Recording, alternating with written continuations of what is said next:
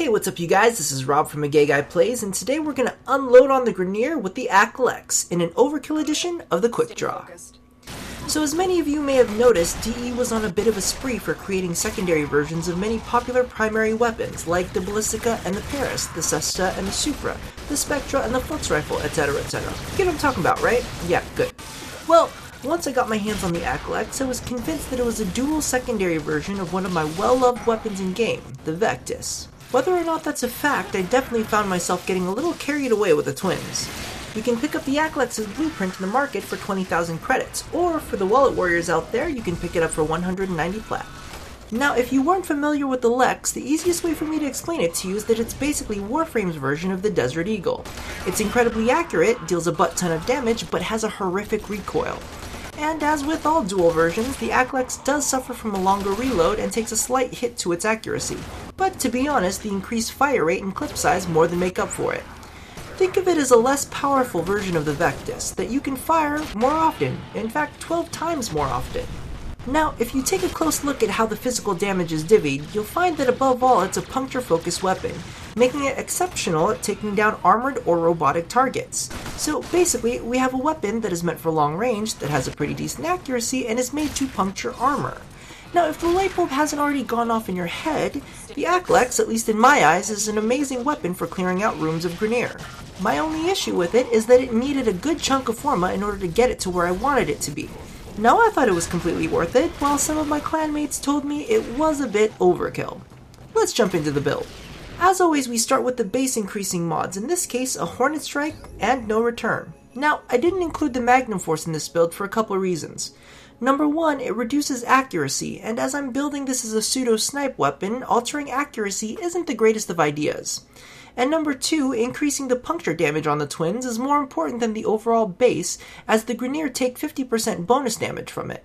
Next, we move into the multi-shot mods, Barrel Diffusion and Lethal Torrent. This portion of the build is what really makes it feel comparable to the Vectis. That third bullet just gives it enough oomph to take down bigger targets without batting an eyelash.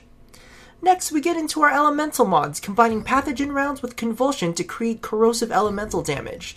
And to round off the Grineer slaughtering duo, we must add in an expel Grineer. Now, if you're wondering why I did this rather than adding another elemental mod, be sure to check out the three-way that I did in the Grineer faction. I'll leave that link in the info box below. And finally, we bump up the Aklex's crit chance up to a very sexy 44% with the use of Pistol Gambit.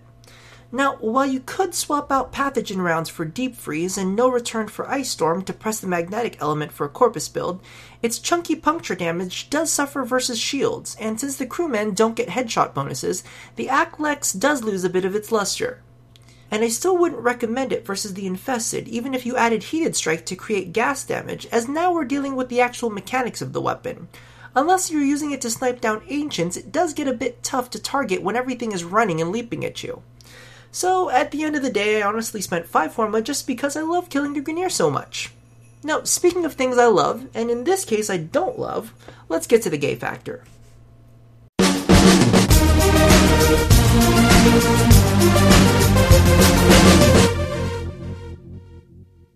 Now, I've never considered myself a size queen, and for all of the straight guys watching this, a size queen is a gay guy who's obsessed with big dicks. If that wasn't a proper welcome to A Gay Guy Plays, I don't really know what is. But the fact is, I feel like the models on the Aklex are a bit small, especially when you equip it on a Rhino or Frost.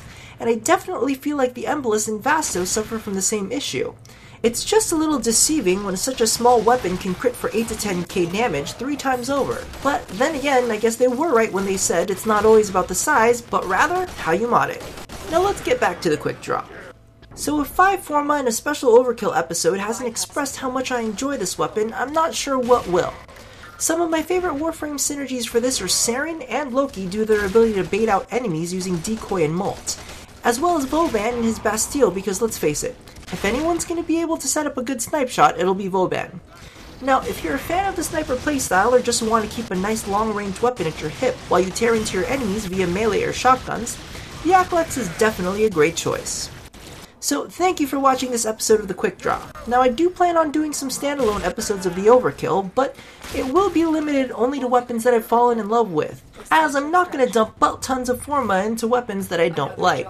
So if you enjoyed this video, be sure to do the thing that I asked you to do at the end of every one of these, and for any newcomers, be sure to subscribe for more sexy gaming content here at A Gay Guy Plays.